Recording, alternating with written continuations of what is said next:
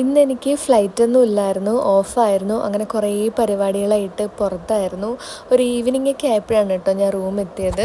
വന്ന ഉടനെ തന്നെ ഇനി അടുത്തൊരു ഫാമിലി ഫംഗ്ഷന് പോകാൻ വേണ്ടി റെഡിയാവാൻ പോവുകയാണ്. ഞാൻ സിമ്പിളായിട്ടൊരു ബ്ലാക്ക് കുർത്തിയാണ് കേട്ടോ ഇട്ടത്. ശരിക്കും പറഞ്ഞാൽ എനിക്ക് പോകാൻ ഒട്ടും താല്പര്യവും കോൺഫിഡൻസും ഇല്ല കേട്ടോ. കാരണം ഇത്രയും നേരം വെയിലത്തൊക്കെ കറങ്ങി വന്ന് മുഖം ഫുള്ള് ഡള്ളായിട്ട് എന്തോ പോലെ ഇരിക്കുവാണ്. പക്ഷേ ചില ഫങ്ഷൻസ് ഒന്നും നമുക്ക് ഒഴിവാക്കാൻ പറ്റത്തില്ല.